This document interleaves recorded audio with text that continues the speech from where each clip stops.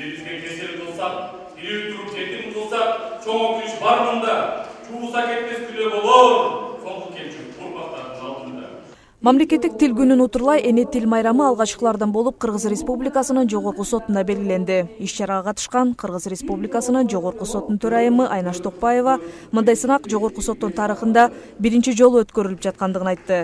Анын айтымында сот тутумунда уюштурулуп жаткан кыргыз тили боюнча сынак аппарат кызматкерлеринин арасында ынтымактыкты, достукту жана биримдикти бекемдей тургандыгын ырастады. Сынактын шарты боюнча командалар көркөм окуу, жаңылмач, макала кап айтышуу, суроо жооп жана кыргыздын каада салттарын көрсөтүп беришти. Жогорку соттун аппарат кызматкерлери бир гана соттук процесстер менен гана алек болбостон, кыргыз тилин өнүктүрүүгө өз салымдарын кошууга аракет кылып жатышат. Жогорку соттун басма сөз катчысы Сүйүта Соорубаева жогорку соттогу иш кагаздары кыргыз тилинде жүргүзүлүп, судьялардын ант берүүдөн баштап пленумдардын иши мамлекеттик тилде өтүп жаткандыгын айтты. Жогорку сотто мамлекеттик тилге өзгөчө көңүл бөлөбүз. Мына ошонун дагы даңазалоо болуп жатат. Эми иш-чаранын негизги мындай максатын айта турган болсок, баары эле ойлошот да, соттор, сот кызматкерлери өтө бир кардуу көрүнгөн адамдар деп ойлошу мүмкүн да. Бирок бул жерде иштеген адамдар дагы жан дүйнөсү ушундай бир тил деп, маданият деп соккон адамдар бар.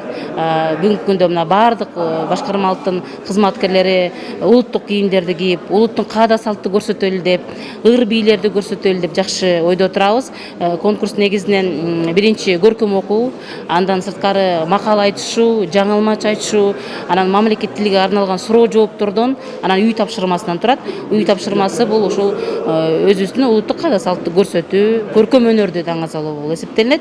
Кыргыздын каада салттары болгон кыз узатуу, бешик ыры, жарамазан айтуудан баштап, залкар жазуучу Чыңгыз Айтматовдун чыгармаларынан үзүндүлөрдү, көркөм окуу тапшырмаларын командалар мыкты даярдыкта көрсөтүштү.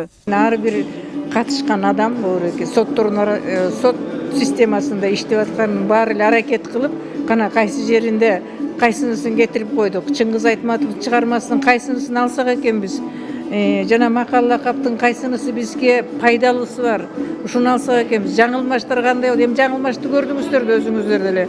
Анчалык ошол жагынан бизде аксоо бар экен. Ошонун үстүндө иштешет эми. Салымы чоң эле деп ойлойм. Анткени деген көпчүлүгү бизде орус мектепте окушкан да. Учурунда ушул жерде иштегендин көпчүлүгү.